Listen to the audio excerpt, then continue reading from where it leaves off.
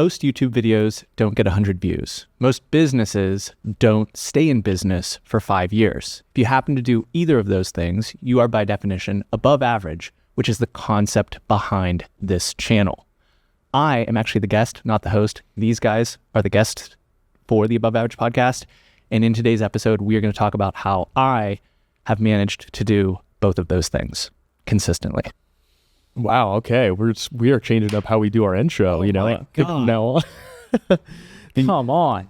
The best part about what you do and what I've seen is that you are you've grown the most on YouTube from a person that I've seen from experience and trial and error. I think that's been incredible to watch, and that's why we have you on. So I think you're above average for that reason. Thank you. Thank you for the new intro, and for all of you that didn't see the behind the scenes of this, because you didn't, but we were actually talking about what you do in your profession, and you were giving us actually a little bit of tips and advice on just from the viewership from you, and kind of like what you do with business and what we can improve on, which obviously today more for our guests and for us is like a lot to take away and some learning lessons about YouTube specifically.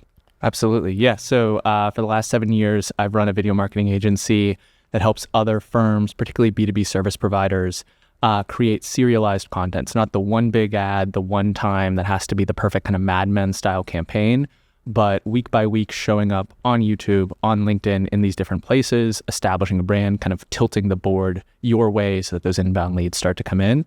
And the reason that we're able to do that effectively, and part of the reason that we've stayed in business, is for the entirety of that time, for all the time that I've known you, Ethan, we've been producing our own content at a furious pace so that we could learn how to do that effectively and then implement those learnings for clients and not be the type of service provider. And this, I've learned this happens across all services, but particularly in the marketing domain, where they maybe have a couple skills, but they're kind of learning on the job or saying, yes, I can, before they actually have learned how to do the thing that they can do. Yeah, 100%. That's how I started my business. Yeah. Like, I was just like, I know how to do fitness. Yeah.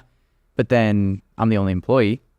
And then it's like, okay, now you have sales, so you have marketing, you have the legalities of things. Like all of that stuff, I just kind of was like, all right, I'm just diving right in. I'll figure it out as I go. But the starting point is, if you were a trainer that hadn't transformed your body, that hadn't taken it to this other place, right, you lose a lot of credibility. And unfortunately, in the world of digital marketing, there's plenty of people that can kind of like show you a number on a screen and be like, look at what I did. Yeah. And that's a big distance from people who are actually effective at creating a result. Mm-hmm. Yeah. I think you had a good point there when you mentioned that, marketing is one of those areas where I think a lot of companies maybe I feel like they don't put the right kind of effort in. I don't know how else to say that, but it's always kind of on the back burner for their business. And it's interesting because I get why. Like, I worked at a startup, I worked at a big tech company, I work at a college right now. I've seen like different ways that it happens and different reasons. Marketing affects revenue, supporting sales for most places. So marketing is secondary to sales, which makes sense. That's the revenue driver for sure in a lot of areas. Yeah. So how does that happen? Like, why is that not supported in a lot of these companies, except for, hey, we can't pay enough people for extra people for marketing specifically? Well, I think fundamentally it's very rarely the core skill set of the leader or the founder of the business, right? So if I'm a trainer, like the first thing I have to do is help people transform their body, fix their nutrition, get the right workout program. Then in order to generate those clients, exactly like you said, I have to become a salesperson, or I have to hire a salesperson. I have to figure out how to actually just close the deal. And then finally we get to the point where, okay, I need to systematically acquire leads and get those into the business. Like one of the, you talk to young kids and they're like, oh, I want to be a creator, a YouTuber, because that's the very kind of visible thing. Those are really the exceptions to the rule in 99% of businesses. Those are folks that start with blowing up on TikTok, blowing up on some account, and then kind of like backfilling the rest of the actual business that they create. Mm-hmm. When in reality, like the plumber starts by going to plumbing school. The estate planning lawyer starts by graduating law school and passing the bar. And by the time it's finally the constraint on the business is marketing and is lead generation, by the time that's the case, they've acquired all these other skills. They're very good at acquiring additional skills, but it is far from like the core part of their identity. And so as they're looking, at the lens of like, what do we do next?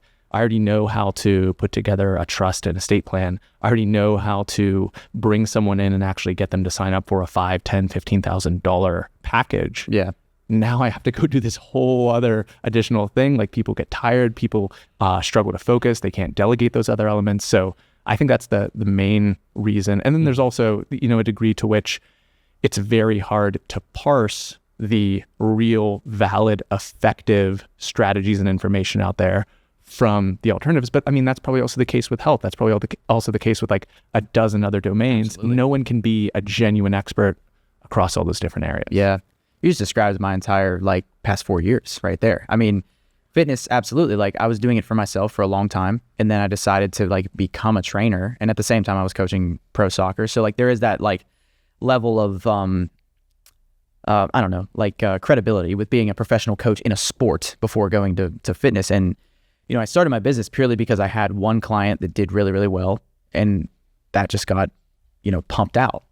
And then from there, it's like you're talking about scaling and all this different stuff. And like I am the coach, but I'm also the people that is the salesman as well. And like I'm on the calls with people. I'm finding what their pain points are and then trying to like create the resolution to that pain point and then, selling them on a package. And then from there also continuing to get the result for the new people, but then using that to then market or like, the organic growth and then like the top of funnel, middle of funnel, bottom of funnel, like it's like 4 years of just working in that direction. Yeah. And I mean, it's so, it like you said, like it's so much to keep track of as one person.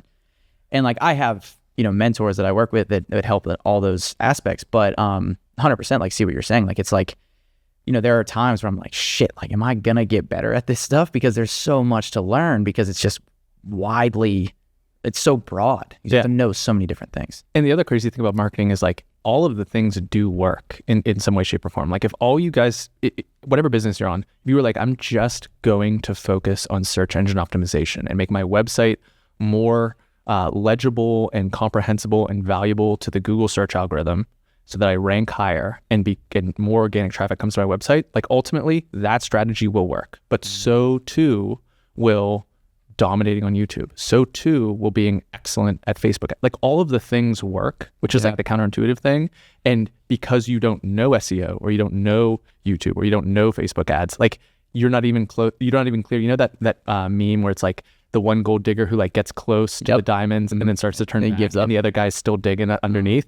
And it's like you don't know how close you were to figuring out that specific marketing channel. Yeah. And like, why would you? Because you have these other skill sets that you've spent the last, decade of your life defining. Yeah. And I think that's why people like in fitness specifically, like they'll start like, okay, I'm going to start my own business, and they end up going and working for somebody else because they're like, I know fitness.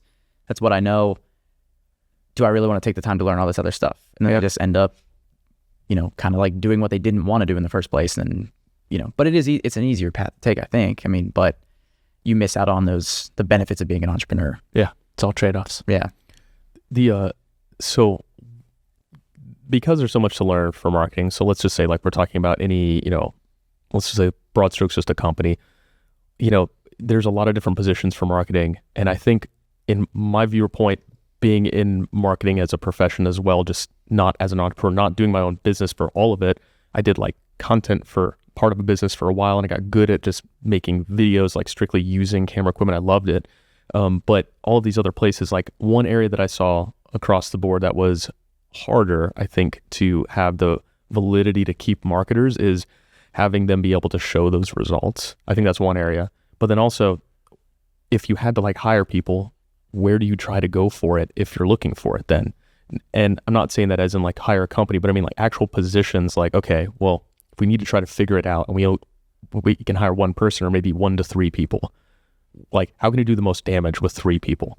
Because it's not all just content people. It's not all just an SEO dude.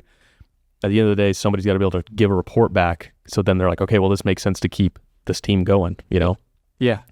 You asking me like the answer to that question? Yeah. Well, yeah.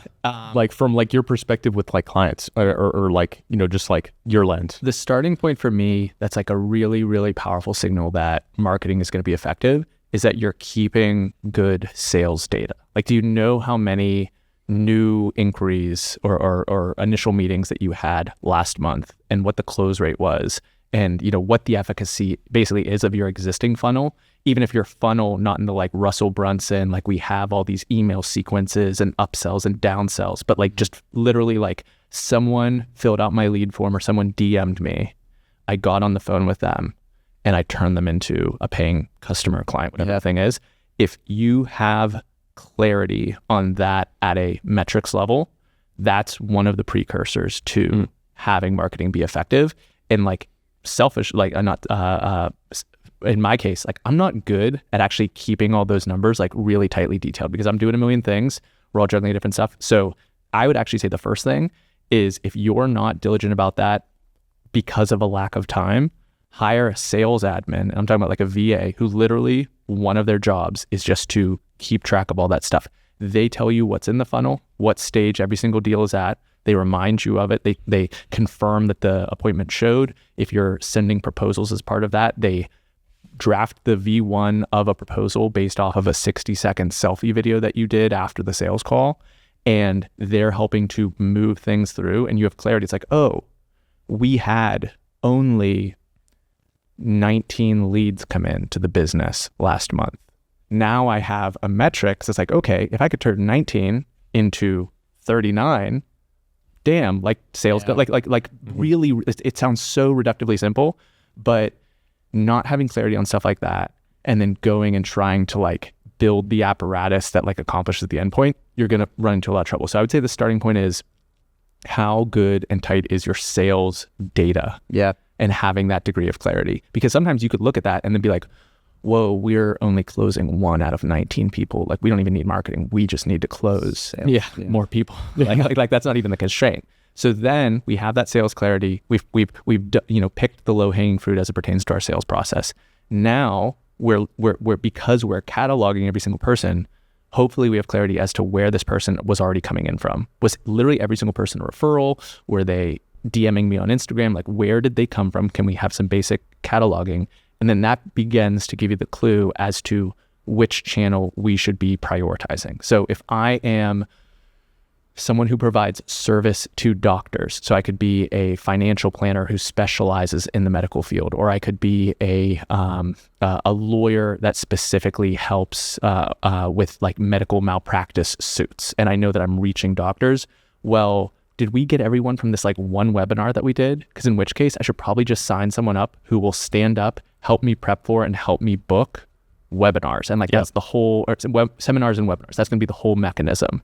But if that's not how I get new clients, if they actually reach out to me because, they see Instagram reels, well, it's like, well, then let's double down on the thing that is actually getting us the leads. Right. And use the channel that has the highest pre-proven efficacy.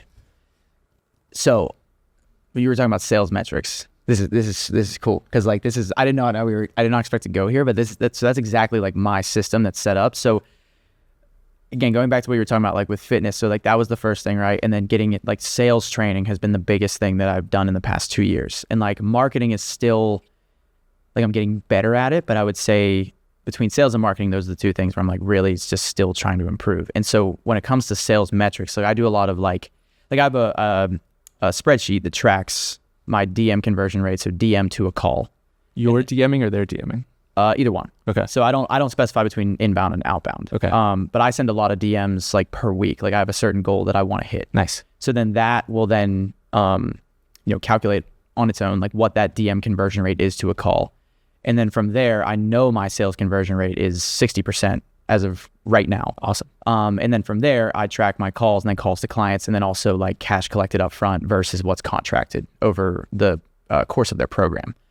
And so I think the next step to that is, and I don't know if this is where you were kind of going with this, but like those sales metrics and then almost specifying from within that of like where specifically the leads are coming from in terms of like you said, like what to double down on, which I do not do that as of right now because the majority of my stuff comes from Instagram and Facebook. So you saying that you don't delineate between inbound and outbound, like in and of itself, like right there, that's the thing that we need to clarify. Like what is the inbound versus the outbound conversion rate? Because I would bet that there's a substantially different. Definitely. Someone that's DMing me is definitely a hotter lead than someone that I'm DMing. And by definition, like that's probably someone that has been influenced by the content that you're creating. Yeah, they're probably a lurker. Versus someone who is kind of stimulated or there's this attention trigger of you reaching out to them. And then maybe the content that you're creating is like a little bit of social proof, a little bit of how they vet you to decide, should I take this call? Should I respond to this guy? Yeah. So it has utility against both of those things,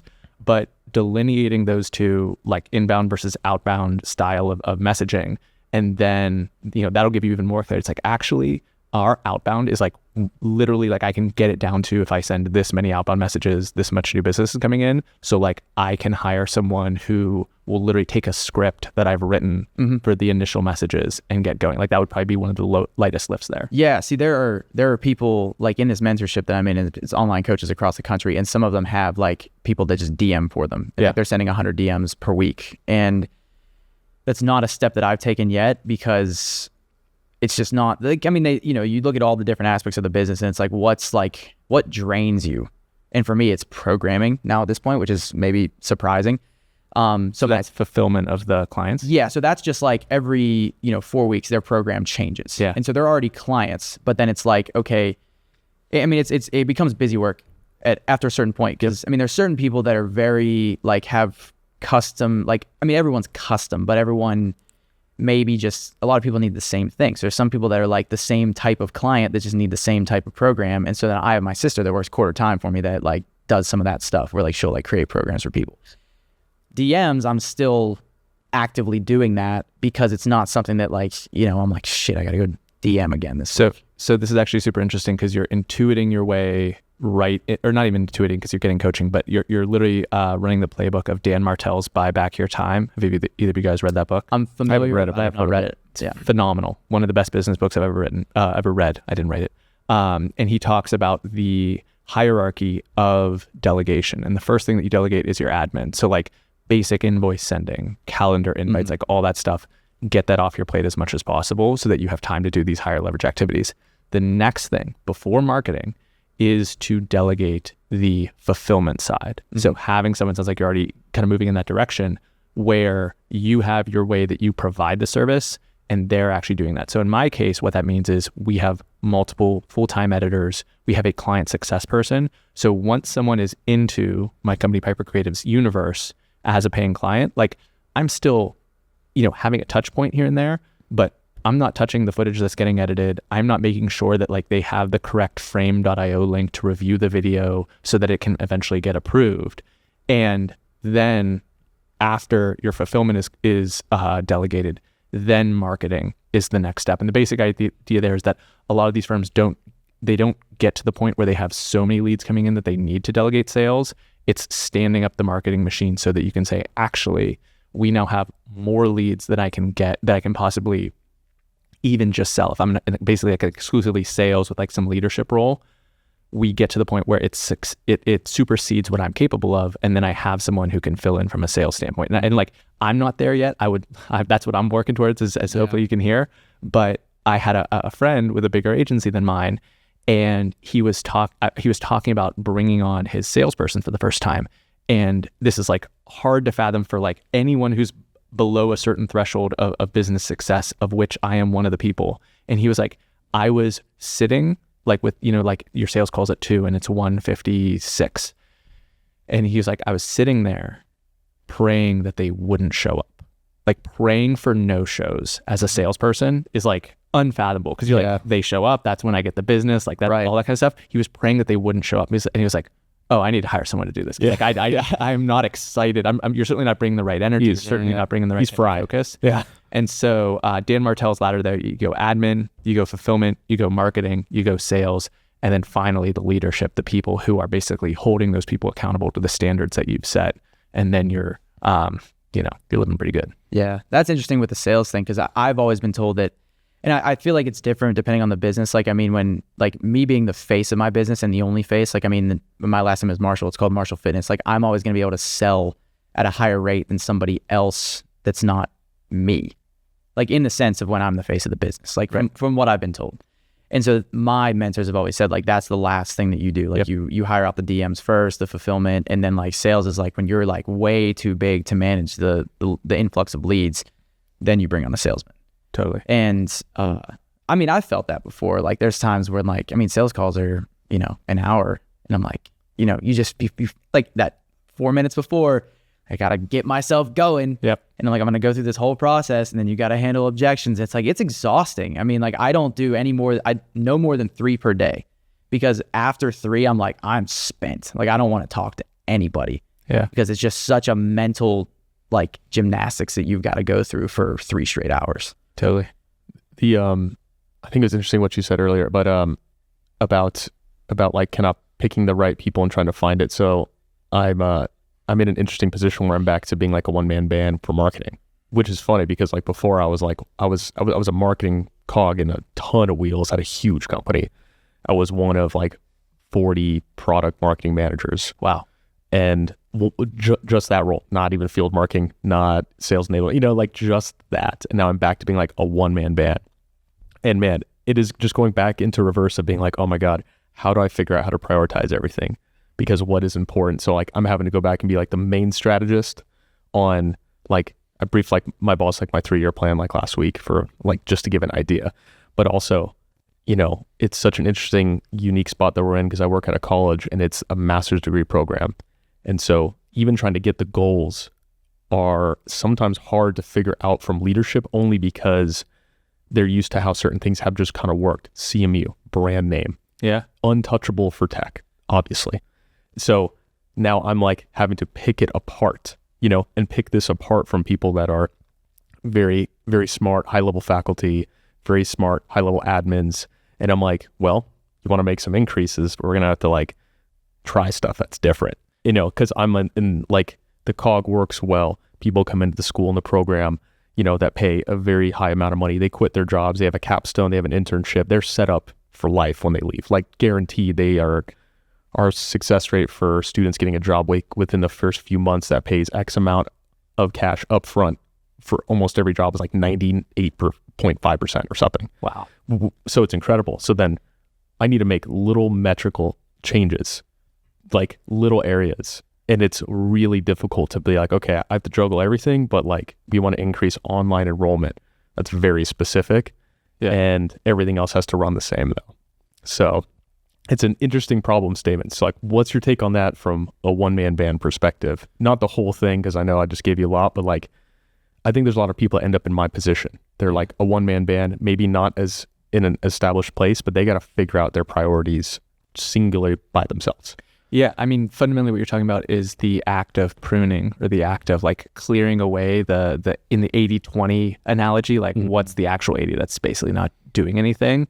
And in your case, you have to kind of like also then sell that to someone who's like, yeah, it's cool that you don't do all these things that we used to do because it's not really that effective or high impact, which could be brutal. And so, yeah, from that standpoint, like I'm not always on the prowl.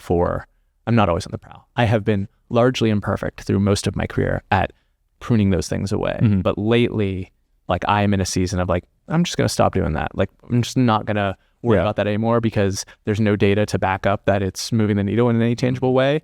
And this stuff clearly does move the needle. So let me create more time to do the needle moving activities. Right. And also on like the flip side, I found recently what was really impactful for students that has now been a part of a strategy that I'm trying to now pitch is I went on a trip with them when we went to Seattle. We went to Microsoft, Google, LinkedIn, Costco. We went to like all these headquarters, met software dev people. We met, product managers at VP levels. Like it was very eye-opening. And again, kind of back to my role where it's like, well, I need to make sure marketing communications goes out in general, but then I'm improving one of our areas. But what was interesting is one thing that was really notable was students came and they were telling me how impactful I was to them because they watched me talk to people at these companies. And it's funny because they would have said, yeah, I wish I would have known about a trip like this. I would have like maybe applied to this program earlier. And I was like, well, shit, I didn't think about that because we were able to provide a full experience trip for them to get in front of the people that will hire them. And I was like, no other program does that. Yeah. And I was like, nobody has ever showcased this. And I'm sitting there on this like ride along trip essentially where I'm like, we need to like at the very least document this, but figure out a way to show that like this is what sets CMU apart. We will get you guys in front of these people. Like that is a big additive to a school. I mean, I went to state college. They were not going to do that for me, Yeah. So that was major. And they took away from that trip and that experience. And because it's a name brand. Like I'm not going to just get like online conversions as my main thing. I mean, you're paying 60 grand a year minimum. People know what they're going into, or they should, to drop everything and take on that debt. But like they also were like, oh, that would have been helpful to know. They want to show people that were interested, like their trip. And I was like, oh my God, we need to optimize that. Yeah. Which costs money though for the school. Hey, boss, by the way, let's do another one of those every semester. I know it's thousands of dollars, but if we can get, in my eyes, one extra new student added just every semester that applied, that pays for itself tenfold, in my opinion. So it's like, that's like an incremental change. Yeah. But like hugely impactful. But the other piece there is like you're basically in an institution, and there's so many different stakeholders with different budgets, different objectives. Yep. And even like the problem there of you just want to send this one message to all the students about this thing. Mm-hmm. There's like dozens and dozens and dozens of different departments that do the exact same thing. And the end result is someone just going, but like they're just like flipping it away on their inbox, or like open, close, like in that like basically non-consumptive state. And so, yeah, that's an incredibly challenging problem to unwind. But it's also like a good one, because it's like, it's challenging me as a marketer, it's challenging me to like be able to like prove out a plan and make an incremental change that is like notably hard, which is funny because it's also like in a very established place, right? Yeah. I'm not like building something from the ground up, can show crazy big results and it's pivotal. I'm showing something that is like, has a legacy, and they are doing incredible things, And so like the small margin to me is like, I like that challenge. Yeah. And I like the work that I get to do with it, It's a huge lever. It is, yeah. Yeah. And if I'm able to prove it somehow, like get to the point of being like, here is the result, that's like my goal. It's like in the next year, show a real decent result on like some of these plans, But that kind of goes into like some of the things I've been trying, which is leveraging a few different like pillars that they haven't done before. So you have grown quite a lot on YouTube, and that's kind of what I want to transition to talking about, because this has like been your bread and butter that I've seen, to like from testing to like really getting to know where you're at now. What has that journey been? Yeah, we don't have enough time to cover all the mistakes, a ton of trial, a ton of error. Basically, what I do now is produce video essays about topics kind of at the intersection of economics and geopolitics. So that can look like a kind of biopic sort of thing about the Prince Mohammed bin Salman of Saudi Arabia. That can look like a breakdown of the economic tailwinds that I think have really positive, lead to a really positive future for a country like India. And that goes back to degrees that I got at Pitt that are making me kind of nerdy for that stuff. That was a great video, by the way. I actually watched that one specifically just because I had done some research on your stuff, but it wasn't for the video. I just came across that like a few months ago, and I was like, wow, that was like very, very interesting, and not something I would have found per se. And what were your degrees at Pitt? Poli-sci and economics. Oh, I was political science also. Yeah. So the kind of general how we land there is, number one, like you have to have an interest and an advantage in any type of content that you're playing, which makes like the personal training space so challenging, because there's so many. It's highly saturated with people who can make content in that domain. But in the realm of the political science and the economic stuff, one of the interesting phenomena is that there's a ton of accounts that are faceless. So they will also produce content and have their script written, but it's 100% B-roll. I've actually met a couple of the channels, and it's like the voice that you're hearing isn't even the owner of the channel. Yeah. It's, in one case, a guy who's like Eastern European with like a heavy Eastern European accent, and he is basically hiring a voice actor to perform the script that he does. So like it's a completely, the content is amazing, but it is so divorced from the aesthetic of a Johnny Harris, who's probably one of the biggest kind of channels in that space. He does this, kind of journalism and geopolitical breakdown type of content. And so my general ideas was like, I'm going to be in that Johnny Harris space. I'm comfortable putting my face on camera and basically backing up what I'm saying on camera. Where a lot of these people, like if they say something ridiculous that like doesn't actually make any sense, they don't have to own that with like their face and their voice. Yeah. And so that was one of the starting points. The second starting point was we tried a lot of unscripted stuff, which is one of the challenges here of growing a show like a podcast. When it's unscripted, you're really kind of at the mercy of multiple factors for the retention curve of the video. How effective are we, which is basically a metric that YouTube provides that says, how long does the average viewer watch into the video? And if you're retaining someone all the way through or deep into a video, that is a very strong signal to YouTube's algorithm. This viewer was satisfied, and therefore we should show this video to more people because they will be satisfied by it, which will ultimately keep them on YouTube. We can show them more ads, and it's aligned with their business model. So writing a particularly tight script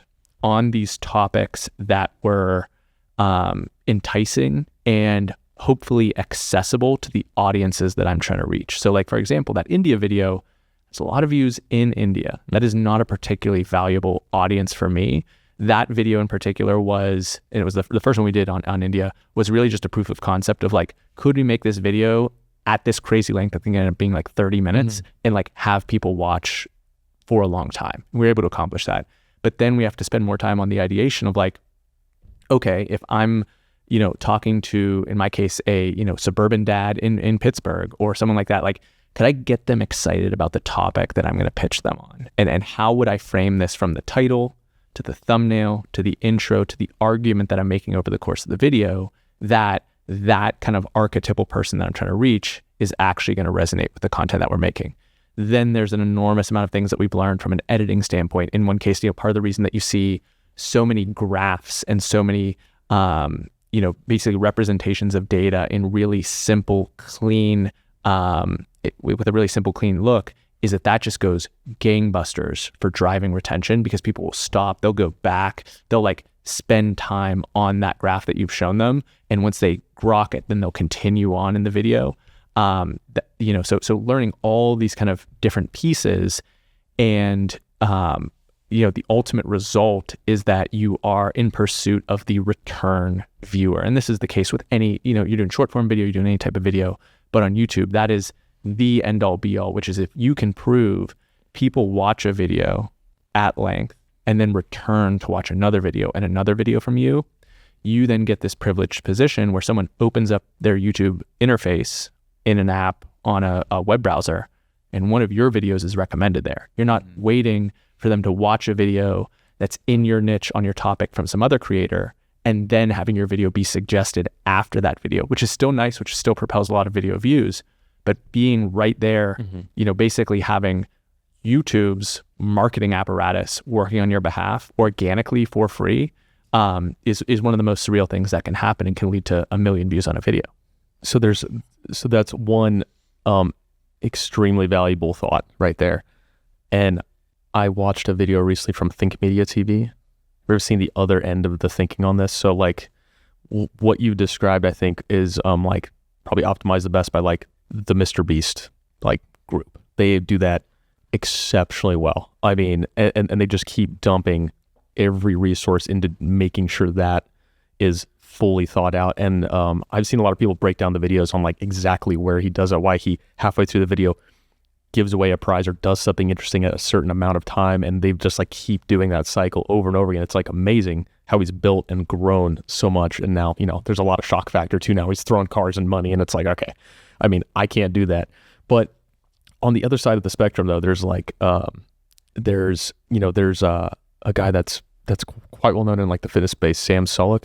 Have you ever heard of him? Yeah. And he does almost the exact opposite thing, and somehow he has such a big following, but he just films like, it's like a vlog style, right? It's like a vlog that's fully unplanned. This guy just films going about his day. It is the most bizarre thing that it's gotten so popular, but it's massive. So yeah, he's huge, and he's like the opposite of like a Casey Neistat, where it's like he did all that, but it was still planned, and he made a story. This guy's like, there is no story, and I'm gonna film just literally just talking at the gym while lifting. Like, there's nothing, and it's huge. 3 million followers probably. Do you watch him personally? I don't seek him out, but like I see his content, and I mean I know who he is, but I have not gone. I've not gone a deep dive. I watch both. I do watch both kinds of content. I think because I spend a lot of time on YouTube, not like in my free time. I just mean like I study it. So I have so many areas of interest. I think that's why I came across both, but like I like to watch the Mr. Beast stuff. I do like to watch that. But I'm not like watching every single one of his. Right. Because it's not interesting. So my analysis of that, because I have a really good friend who does content in the kind of like naturalist foraging tree identification space and has over 500,000 subscribers, incredibly successful channel and online business. And he was basically bringing that up to me like as a counterpoint of like, F Mr. Beast, like everything should go in this direction. And he actually brought up other folks with a similar style. One, I don't know if it was guns or weapons, but it was like some sort of like arms type of channel. And then another one that was this guy that had been a doctor for 25 years and then taught in medical school for 20 years. And they also do this same like no editing, no input to the content and have pretty substantial followings. And I was like, okay, I'm going to spend some time with this and really try to break down why that's the case. And to where I've landed is those people are exceptional. Folks that haven't seen Sam Sulek, this is one of the most jacked human beings. I know he's on TRT and other stuff, but like one of the most jacked human beings that you've ever seen in your life. And he's articulate. Like there's, we also know the people that are jacked that like, you can talk to him for about a minute and be like, okay, carry on, brother. That's it. Yeah. He has both of those going, which are like, in the Scott Adams, the guy that wrote Dilbert, like he has his principle of like, if you can be in the top 25 or 10% in like two areas and create a Venn diagram of that, like that's how you become this outlier type of character. That is what he has done. Same case with the guy that was a medical doctor and then a presenter and educator in medicine over a 50-year career. When he's breaking down what he sees going on related to 2020 or related to other kind of health phenomena, like I don't need him to do anything else because he is so articulate, so knowledgeable, can cut right to the heart of an issue in a half of a second. The same is the case with some of the biggest business influencers. Like Alex Hormozi has built a $100 million business and therefore it like has all this credibility. He doesn't, and he still puts the production value into what he's producing. So when folks bring that up, I say, yes, absolutely. If you can genuinely, like without any hesitation, say, I'm in the 0.1%, 0.01% of my field, then yeah, do whatever you want. Like if LeBron was just doing like basic cell phone selfie videos and that's the only type of content that he produced, but he was talking about basketball. I know he did that like high production NBA podcast. Like if he did that, but he was breaking down how to be good at basketball, that would get millions and millions of views because it's LeBron James. But also, like, I would watch him go to the grocery store. Exactly. Like I'd be like, I want to see this guy in the wild just once. Right. Like fully. Right. and so you can earn the ability to earn. You can earn the ability to garner attention in that minimalistic way by being absolutely exceptional. And I think in every single case, it takes a decade or more. So like, if that's your strategy, go for it. I'm not I'm not sitting here as like a former, no one's considering me for Secretary of State, right? So I need to put a little bit more production value into my analysis of geopolitics and economics because I'm simply not there as just a pure authority in the space. Yeah. Well, Hormozi, I mean, you talk about him and like, he's someone that people like, I mean, anyone that's starting a business like knows who Alex Hormozi is. And like, I think that can kind of get lost sometimes because he is at the 0.001% of people that do what he does. And then you have people like myself or like other people that are trainers that are like, running small businesses where you're looking at what he's doing. It's like, well, that guy, like I've heard him say, like, he was like, I did my podcast every day for 6 years, or it might have been longer than that before they cracked the top 100 on Apple Podcasts. Right. And so you're talking about longevity and consistency at that point. And I think that's kind of like, I mean, who knows if we're going to be doing this podcast for 10 years? Like, I mean, but I'm in to do it for 10 years. Like my business, same thing. Like, when I started, I'm like, I'm not doing this for 6 months. Like this is going to be something that I'm going to continue to do for as long as I can until something tells me like, hey, this is not the right thing, or there's some kind of pivot, So if you can stay in the game and outlast other people and like get that name recognition, then you've got a different type of credibility. Totally. And I think the reason that I had asked that though was it wasn't just to challenge thoughts, but it's to challenge where people might get hung up, maybe not working on videos. Like I get hung up on this. Like I've tried a YouTube channel, I've tried my own channel, I've tried a couple different ways to do it, and I haven't put in the time to like push it for a year or 2 years or 3 years. And it's kind of interesting because I'm like, man, I wish I could do a channel that's super informative and super scripted. And then sometimes I'm like, I wish I was just being me fully only.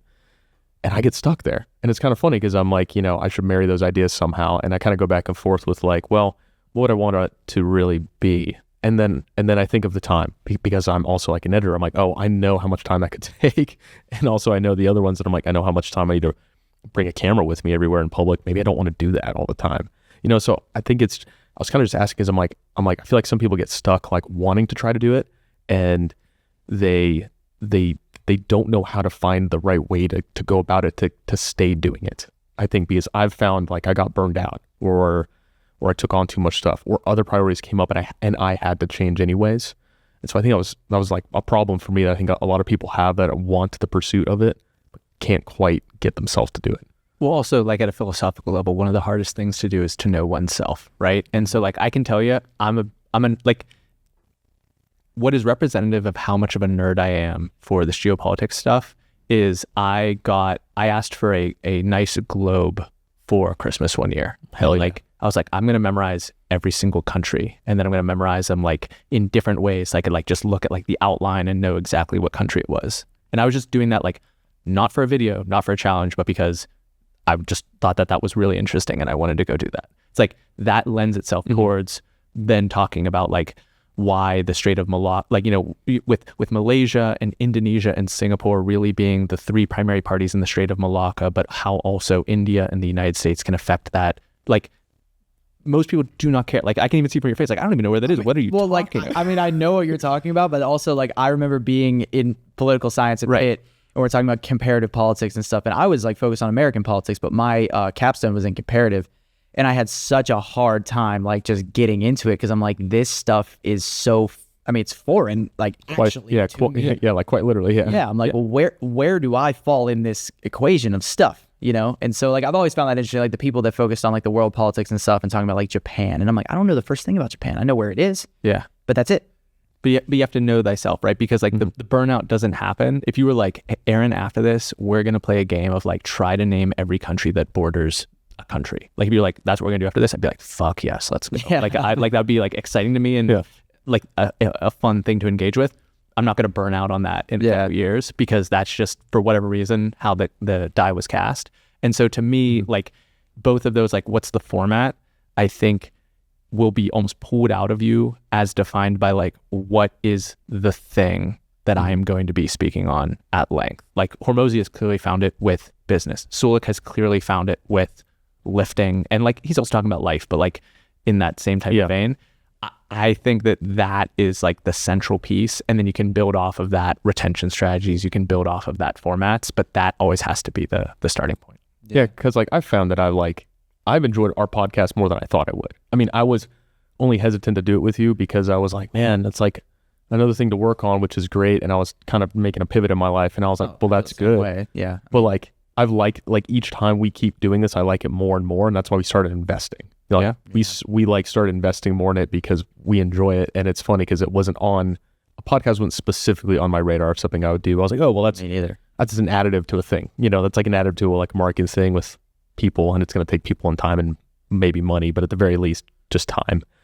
And it's grown on me to do this podcast more and more, which is an area that I'm like liking. So I'm just trying to pair that with other things later, right? Like, how do you continue to kind of grow?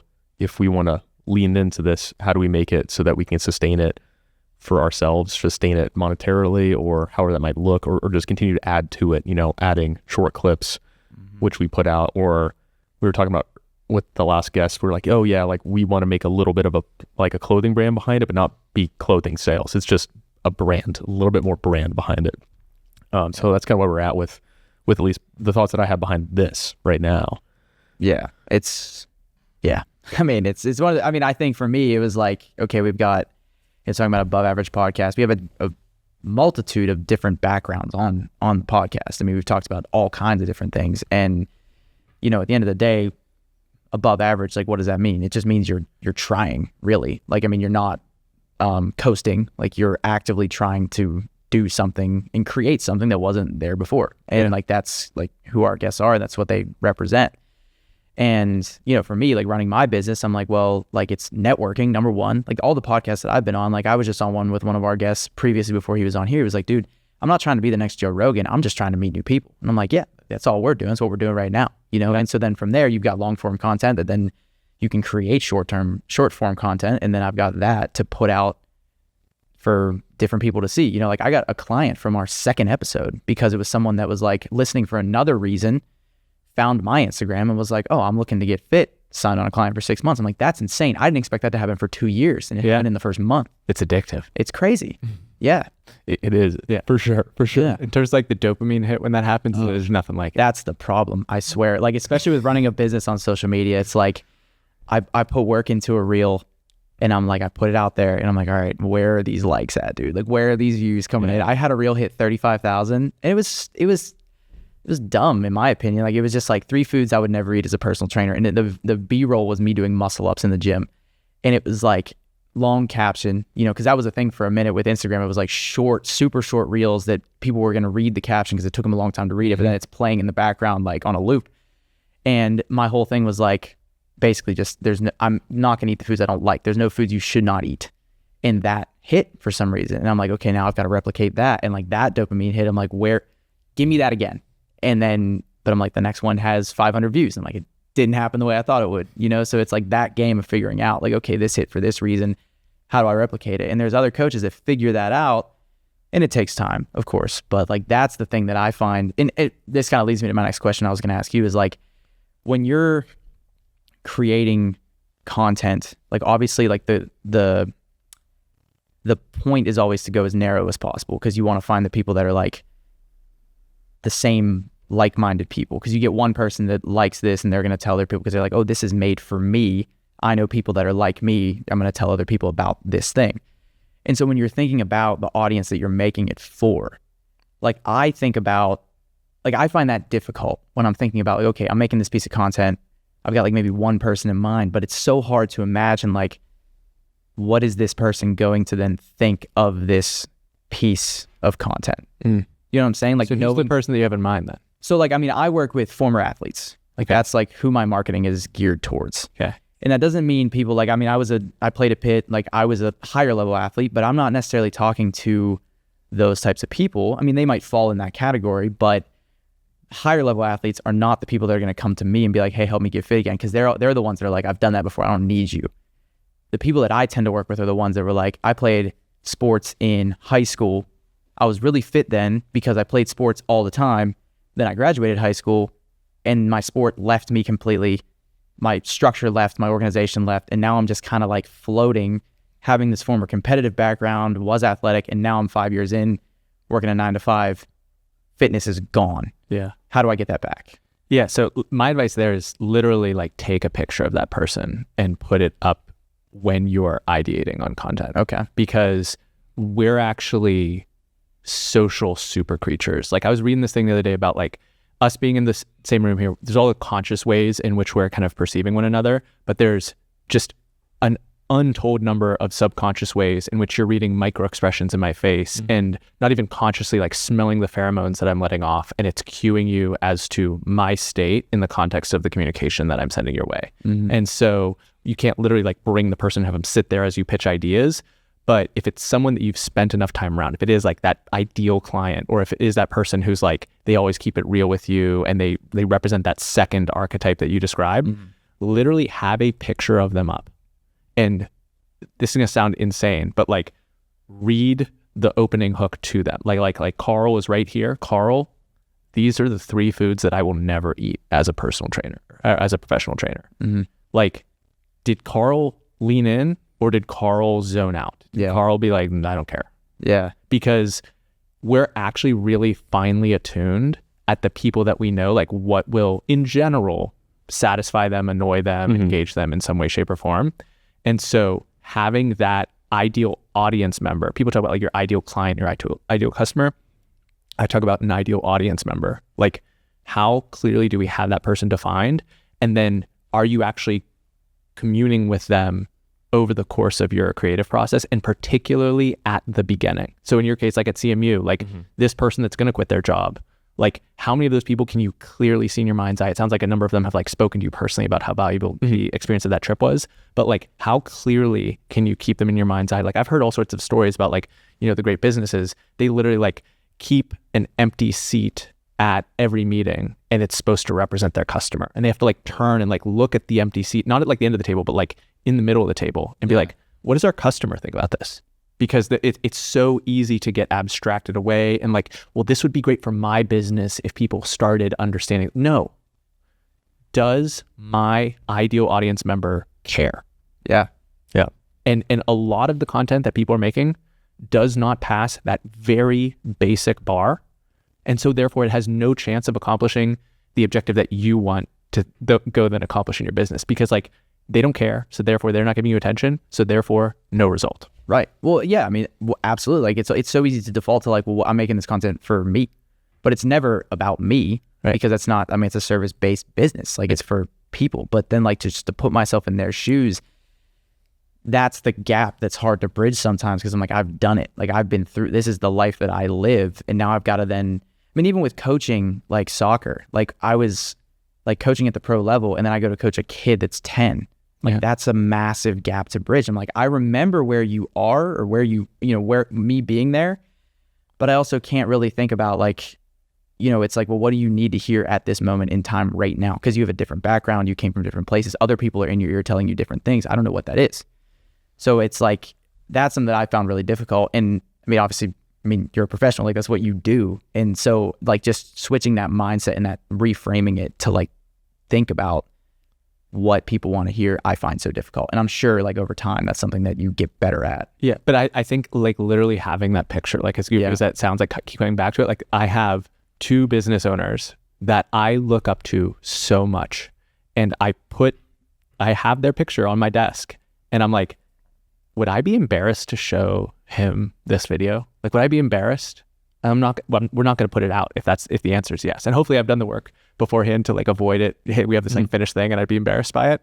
But like as a starting point, like, okay, I see you. And it like, it reframes, it kind of narrows the aperture a bit. Yeah. I'm going to do that. That's a great piece of advice. The girl that I like split an office with, she has all of the pictures of the students up on the wall that we're in, and she printed them out. And I asked her why, and it wasn't quite as in depth, but she just straight up was like, well, I'm their counselor, so I just want to make sure I match the names to all the brand new people. Yeah. Which is super simple, but it's funny because like being able to look and see like, oh, these are the students, they've committed a serious amount of time and resources and money. Most of them left their country to come here. Like they are, a lot of them, you know, come in from other countries that are like, you know, only here for a short time, but trying to make a really big impact, and they've got a lot behind them. And so I've noticed that it would be helpful to like be able to think about like the reason that they are there more. And it's helpful that she's had it up there because it's like across from me. So like I see it. But I get the luxury of being like, I'm in the campus. So like I do run into them. And like from that trip, I've taken more time to be able to talk to them. And I told all those guys and the gals from the trip, I'm like, text me what you thought of the trip. Like, give me some serious insight. Like, just like, I'm a staff member here. I understand, but like, tell me your real thoughts. Like, you won't offend me.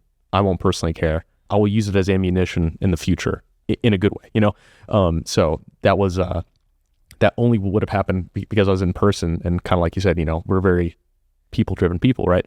So it's very helpful to like have that in mind. So I'm always happy to have that encounter with them now on campus after I'm like, oh yeah, that is going to help me to help them. 100%. You know? It's the name of the game. Yeah. So I don't know if this is as simple as a question in my mind in actuality, but say, you know, I'm starting my business 4 years ago and I just have the idea I'm going to take personal training online in terms of marketing, in terms of organic growth, or what platform to use. What would be the one to focus on? Which platform for digital marketing? Yeah, like say I want to go double down on Instagram or Facebook, or I mean TikTok 5 years ago or whatever, or YouTube even. No matter your YouTube, like. Yeah, I mean, YouTube, I'm going to say YouTube. Yeah. You know, there's 2 ways to look at it. Number one, YouTube is the only owned media platform of Google. We can call it Alphabet, but it's Google. One of the largest technology companies. You know, Amazon has Amazon Prime. Meta obviously has Facebook, Instagram, everything. Microsoft has LinkedIn. Google is going to grow YouTube and drive attention to YouTube through every means possible. They have YouTube TV, which is taking over the kind of cable bundle and upsetting them, right? There is going to be increasingly, and this is very goofy to us as like, I think we're all in our 30s, maybe late 20s, I don't know. I'm 29 tomorrow. There you go. So like, it's super intuitive to us, but like to my dad today, 2 months ago was his first time experiencing YouTube TV. And like now opening up YouTube TV is a known pattern on his device. That was not the case 2 months ago, right? Yeah. And so if you think about the massive attention that is still, you know, for a variety of reasons, used to getting their news, used to getting their information from older forms of media, the kind of late adopters, those people are still coming. So where would you want to deploy your resources? Well, in one bucket, we have TikTok, which is certainly one of the fastest growing digital media phenomena ever. However, there are some real national security issues with that being owned by a company that resides in a one-party state in East Asia called China. So for that reason, a little bit hesitant. LinkedIn is really interesting simply for the fact that there is a curveball. So if I couldn't say YouTube, I actually would say LinkedIn simply for the fact that it has the highest median income of any of the social media platforms. And you want to sell something at a higher price. And if your whole package is, I help busy executives get fit, I help VPs at corporations get fit and get like super granular and specific, you're going to be competing with a bunch of like sales guys and like HR girlies when you're doing the poses and the muscle ups and the things that are somewhat commoditized on Instagram. Yeah. They're not commoditized on LinkedIn. You could dominate, you could crush there in the short term. But YouTube has the longest tail of the half-life of content. So half-life being, you know, you're very accustomed to the idea that, you know, you tweet something and in like 2 days, it is no longer being seen by, I mean, not even 2 days, like in a day, it's no longer being seen by people. You post a reel, kind of done getting views after 3-4 days for a lot of people. With YouTube, you know, I could pull it up right now, but, you know, we have videos that were published 2 years ago that are still cranking out, you know, 25, 50 views a day. Like day after day after day after day. And the way I think about media is about the creation of these basically thin clones that go to work on my behalf. I make it once, it works on my behalf forever. And in that framework, I want them to be able to work as long as possible for that initial effort of creation that I did. And so YouTube offers the longest tail because of its recommendation algorithm, because of the amount of watch time that is just occurring on that platform versus any other place. It's the only one that you would like cast to a TV. You wouldn't do that with Instagram Reels. People would be like, what's true? What can you do? Yeah. So from that standpoint, I think YouTube is the best long-term bet. But if you were like, I need to go make $10,000 as quickly as possible, I would consider LinkedIn. Just, you have to be willing to kind of be audacious there, but I think there's an opportunity there. Okay. Yeah.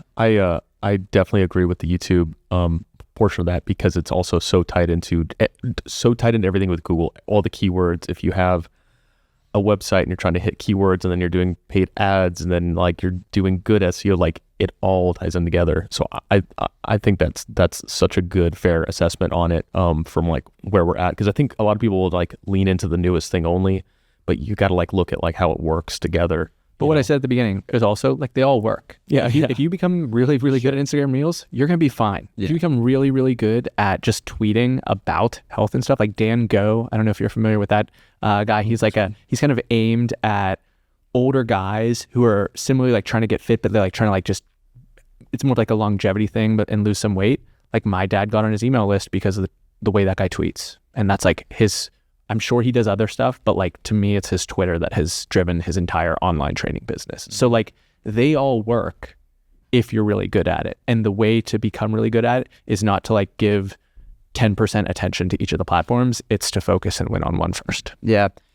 Interesting to hear about LinkedIn because there's one person in the mentorship that I'm in. And I mean, these are all online trainers that all have different audiences and demographics.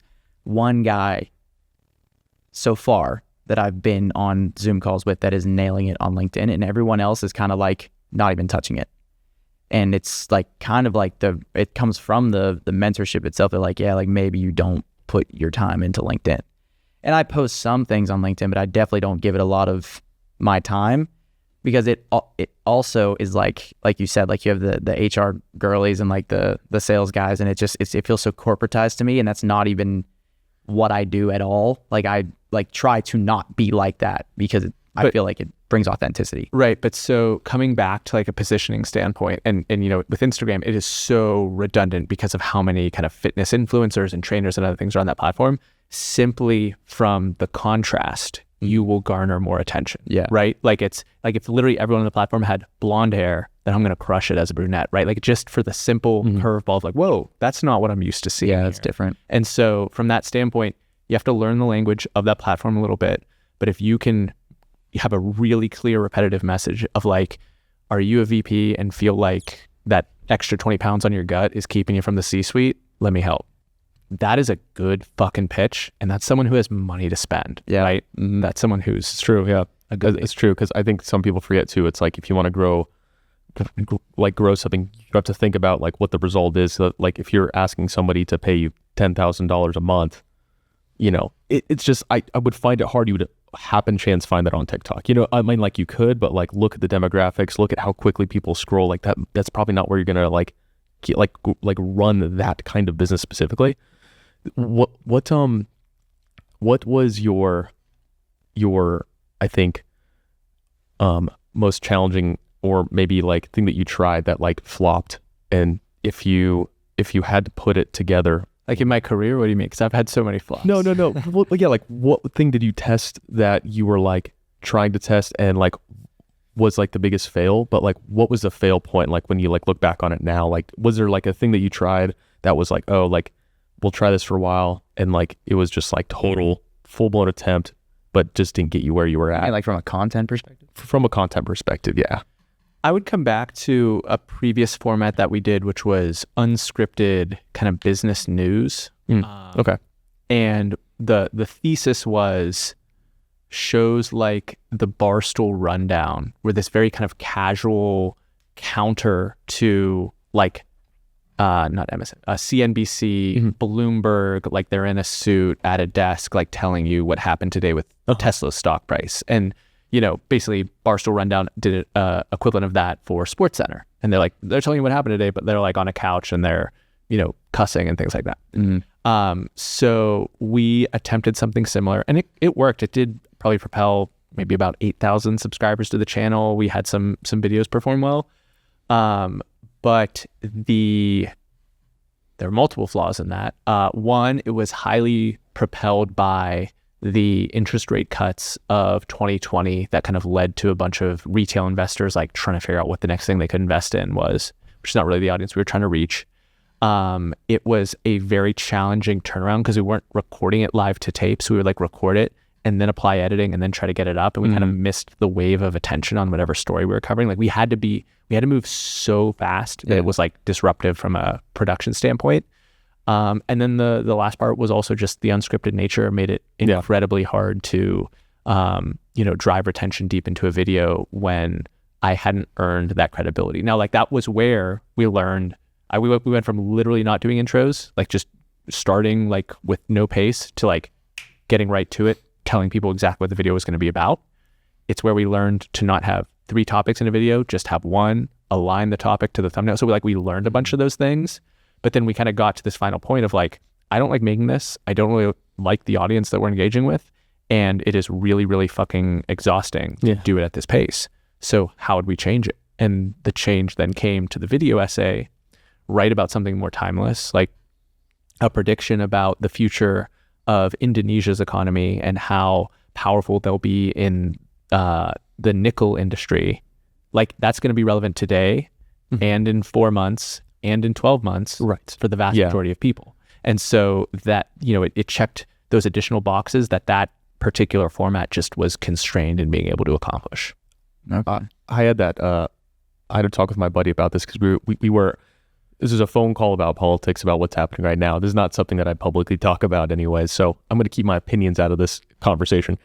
But we were talking about like, what was happening. And he is a history guy. I mean, like through and through. American history is like his bread and butter. He was an officer with me. We both studied war, but he's gone beyond that to study history from like a master's degree, political science, like international affairs. He works in the government, and he was explaining his opinion behind this. And I was like, hey man, I'm like, you were so good at delivering so many topics about like why we should have like kind of hope in what's going on right now because of just history. And he was just able to rattle off things so well. And I'm like, dude, if you ever decided to put this out on a channel, that's amazing because it's evergreen. We aren't like, there's changing topics and trends now, but like history happened and you are so knowledgeable. You are connecting dots to current topics or trends or an election, but he's like knows so much behind where all of this kind of came from.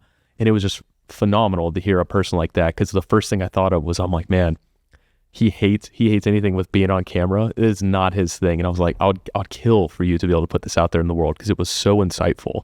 And I think making evergreen content, but maybe having like a different spin on it or finding a niche in the evergreen content is like the best kind of play if you want to go long term, because you're not just trying to ride a trend wave. You know, you're not trying to be the Hawk Tuah girl who is blew up and she's utilizing that platform now. But like, I mean, you can't predict that that's going to happen. No. That a trend will happen and you're going to ride the trend like everybody else is, you know, and like, I mean, that's not going to happen for most people. Most average people have to like think about like, if you want to do that, what will be longer term so you can keep practicing all these little things that you've learned, you know?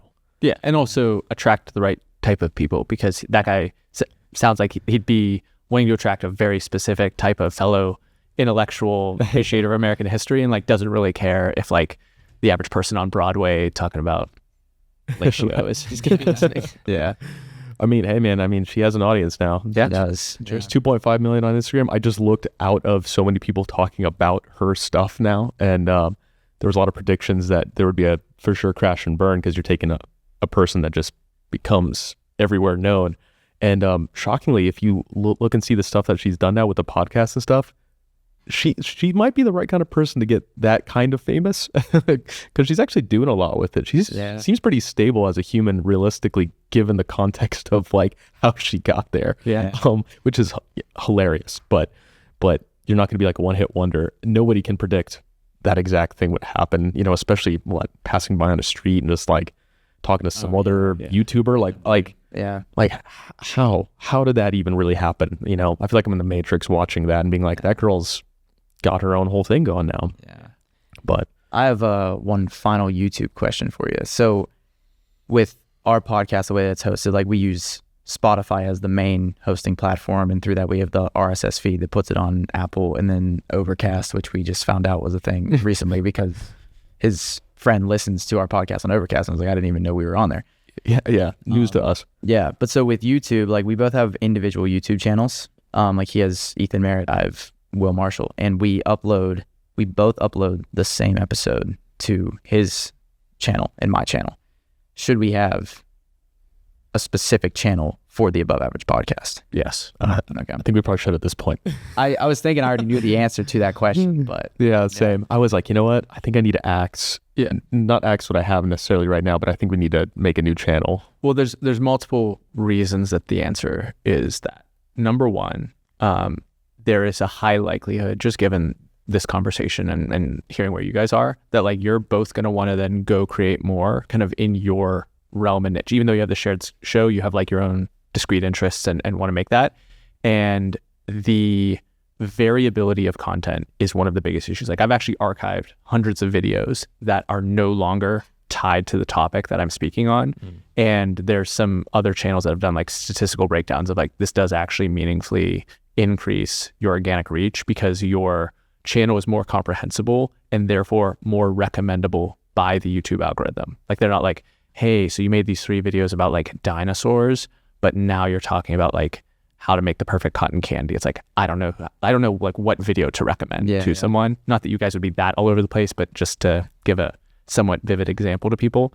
So that would be one point. And then the other thing that's probably painful is you're both have followings in other places. You're both promoting an episode, but then sending that promotion to different places. And like all things, you go further together. You go fast, you go alone, but you go further together. And so, being able to co-promote a YouTube channel when the hardest thing is going 0 to 10,000 subscribers, that's harder than going 10 to 100. That's harder than going 100 to 1 million by the reports of all creators out there. And in my own experience, 0 to 10 was way harder than 10 to 100. Like I would be so singularly focused on that objective. That was actually the thing that I was going to tell you after this podcast today. I was like, you know what? I was like, I'm going to call it the new year, but I just mean like when I sit down and have to hunker down like some time, I'm like, I think I'm going to redo all of the thumbnails and then that for that reason. Cause I was like, I think we should just do that. At this point, we kind of just started. We didn't even know if we were going to rebrand, rename or whatever. And we kind of just like started filming. So we're like, let's just put it out to our channels to get a little bit of lift. And now we're closing in on like a whole year. So I'm like, I think we need to actually just put everything on a new channel, have those uploads scheduled and like really just try to sharpen it a little bit. I would do that as soon as possible. Yeah. Sounds like that's my Thanksgiving plans, Yeah, that's next on the list. Yeah. He's just like, fuck. Yeah. No, that's a good call. I was thinking the same thing because I feel like too, I don't know if this matters, but having the same exact piece of content coming from two different places, like, I guess it doesn't really, it's just more different people are going to see it. Yeah. If you think about it in the context of like, I think YouTube, I'm pretty sure they crossed 2 billion active users. I could be wrong on that. And so like, if you're in the hundreds or the thousands of views, like there's not actually that much cross-pollination going on. We're kind of in like very, very small ponds in the larger ocean that is the attention that they're directing in different places. Mm-hmm. Cool. I think that was very valid and very helpful. And dude, this is a crash course for hopefully everybody that watches this that has any interest, because I know that we reach like an audience of people that is interested in fitness or improving themselves, but a lot of them find us because they're on social media, which means this is valuable to them. If they've ever thought about starting, especially in like the new year where everyone's like, let's have a new goal. I want to start a channel. I've heard that. I've said that myself. I think this is like very important and impactful for like our audience. So I appreciate you being on to give us a crash course of examples. I feel like we threw both of our like personal business stuff at you. We're like, right, hey man, try to analyze this real quick, but it's only because it helps other people kind of understand that, Totally. Your expertise and the fact that there are different ways to, figure this stuff out. Absolutely. So happy to help. And don't wait to the new year. If that's your goal, get it up. Like just shoot something and get it up, because you're not going to get anywhere until you have 100 videos. Like there's just no chance that you're going to be able to put all the pieces together anyways. It's so crazy to say, because my first video I put on YouTube has hundreds of thousands of views on a channel that I made in 2007. That I don't even have access to, which is hilarious, because now how big has YouTube gone? It was called Crazy Flips, and it was parkour, because that blew up in like 2008, 2009. Yeah. I was like on the trending page for that. So that's like my 3 minutes of fame there, There you go. Yeah. But cool. Well, we appreciate you having on. Is there a good outro that you suggest now? Since we did talk about intros, now we're like, okay, call to action time.